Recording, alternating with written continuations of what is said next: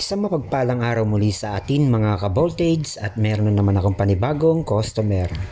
At ang ipare-repair nila sa akin ay isang automatic washing.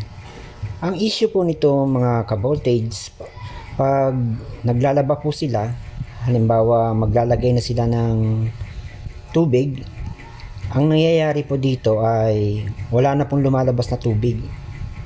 Talaga umuugong naman po daw yung dinamo ng water jet valve, pero wala hong lumalabas na tubig. So yung chinek ko nga po to, sira na po pala tong niya, mismong water jet valve niya, yung pinaka niya po, winding sa water jet valve. Sira na po siya, kaya hindi na ho bumubukas yung pinaka tubig niya, yung pinaka valve niya sa loob. Ayaw nang bumukas pagka ino-on nila to. Pag nalalagyan na nila ng tubig, ayaw na pong lumabas yung tubig. So pinalitan ko nga po yan nun, yung pinaka water jet valve niya, yung magnetic contactor po niya doon, pinalitan ko po siya. So yan na nga po, after po niya ng pagkapalit ko, tinesting ko po siya.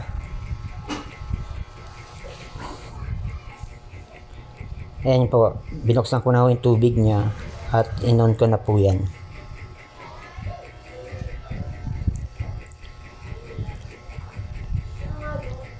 Ayan, sinaksak ko na nga po siya at titestingin ko na po siya.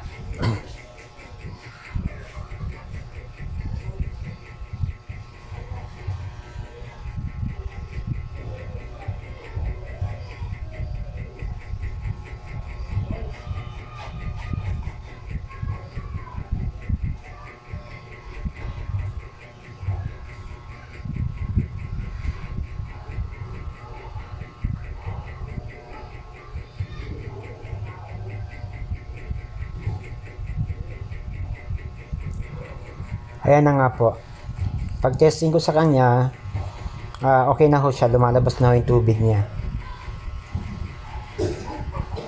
Ayan, nakikita niyo po yung tubig niya. Tumutulo na po.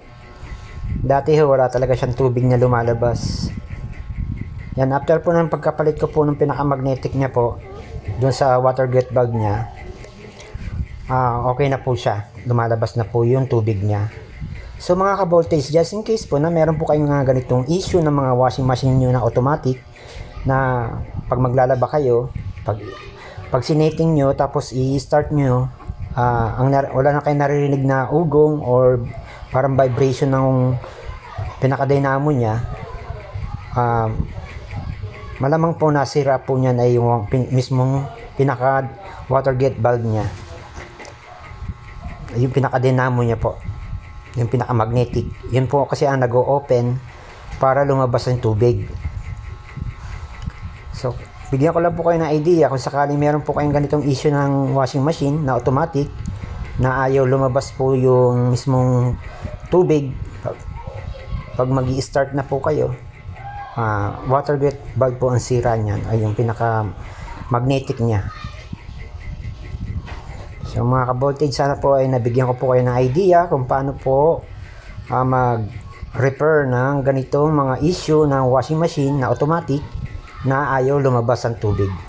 So wag niyo pong kalimutan muli, paki-like and share, paki-follow po ang page ko para updated po kayo sa lahat ng content or video na ipopost ko.